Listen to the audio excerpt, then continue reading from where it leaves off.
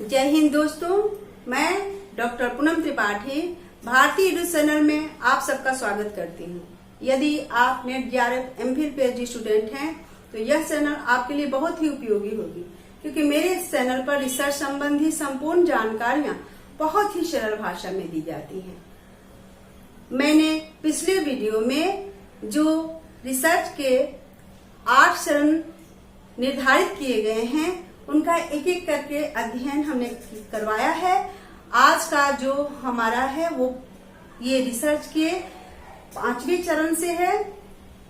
मैंने पिछले वीडियो में न्यायादर्श के विषय में न्यायादर्श क्या है, न्यायादर्श की आवश्यकता क्या है, इसके गुण क्या है, इसका अध्ययन मैंने पिछले वीडियो में कराया था।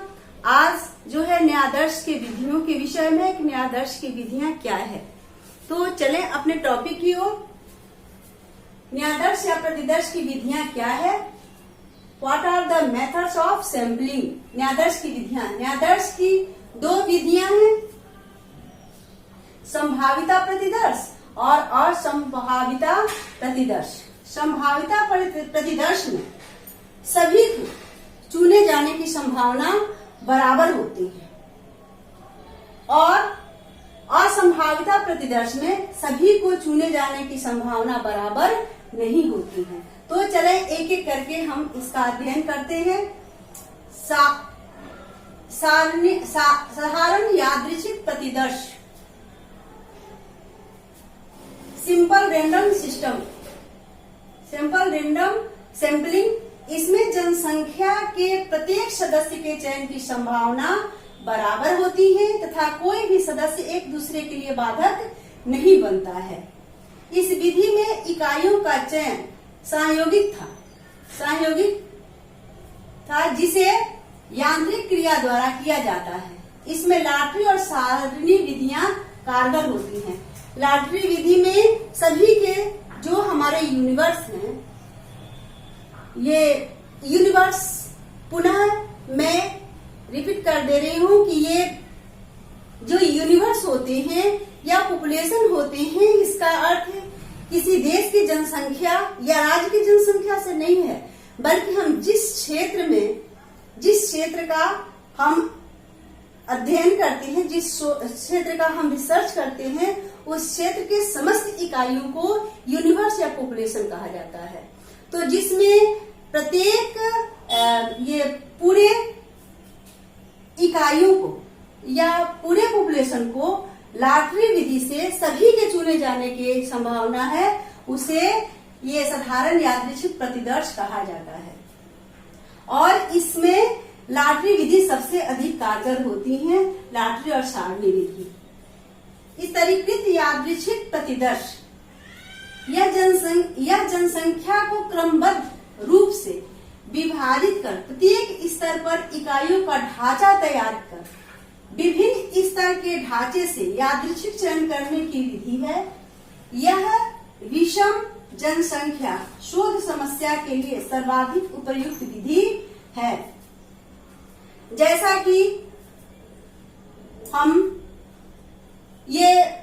हमें अगर 500 स्टूडेंट का अध्ययन करना है और 500 में अलग अलग स्तर का स्टूडेंट है, जैसा कि 200 साइंस के हैं, 200 मैथ्स के हैं, 100 जो स्टूडेंट हैं वो इंग्लिश का है, तो हम उसका कुछ 10% निकालते हैं और उसका क्रमबद्ध रूप से हम ऐसे करके करते हैं, जैसे कि एक क्रम बना लेते हैं कि जैसे अगर 10% लेते हैं तो ये जो 200 हुए उसमें 20 छात्र आते हैं, स्टूडेंट आते हैं, तो उसका हम 2-2 करके लगा देंगे।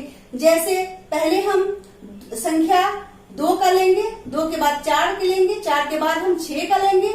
ऐसे करके अगर हम उसका अध्ययन करते हैं तो यह अध्ययन हमारी स्तरीकृत यादृच्छिक प्रतिदर्श के अंतर्गत आता है। इसका अध्ययन ऐसे ही किया जाता है। इसके बाद समूहगुच्छ प्रतिदर्श, जनसंख्या अथवा इकाइयां आवश्यकता से अधिक हो तो समूह के आधार पर यादृच्छिक विधि द्वारा आवश्यक चयन किया जाता है। प्रतिदर्श की यह विधि तब अधिक लाभदायक है जब इकाई तक पहुंचने का व्यय अधिक एवं इकाई के अध्ययन का व्यय कम होता है। इसमें सबसे पहले हम समूह का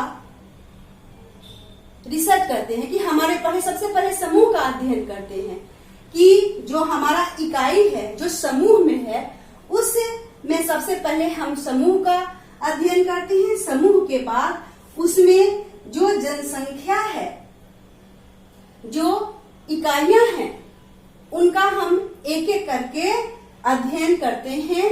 उसका अलग अलग करके हम उसका निरीक्षण करते हैं, उसका अध्ययन करते हैं। इस पूरे यूनिवर्स में, इन पूरी विधियों में यूनिवर्स के जितनी भी हमारे जो रिसर्च की इकाइयां हैं उनके बराबर बराबर चुने जाने की संभावनाएं होती हैं।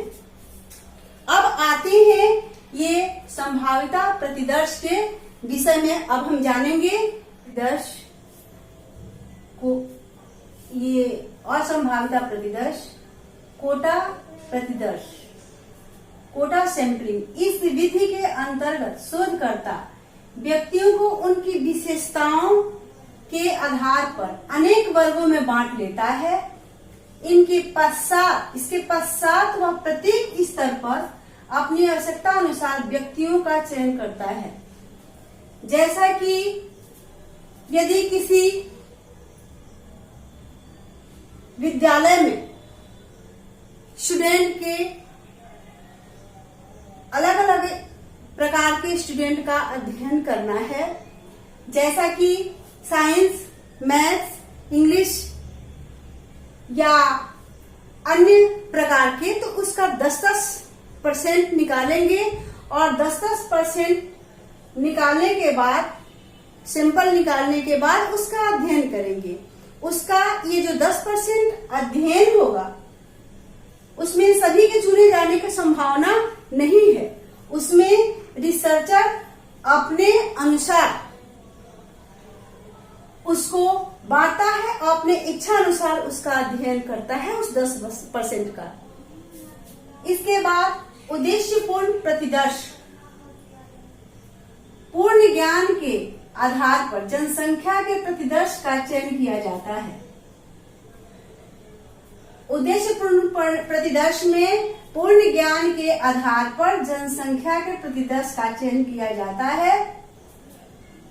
आकस्मिक प्रतिदर्श, शोधकर्ता द्वारा अपनी सुविधा के अनुसार किसी भी इकाई का चयन किया जाता है।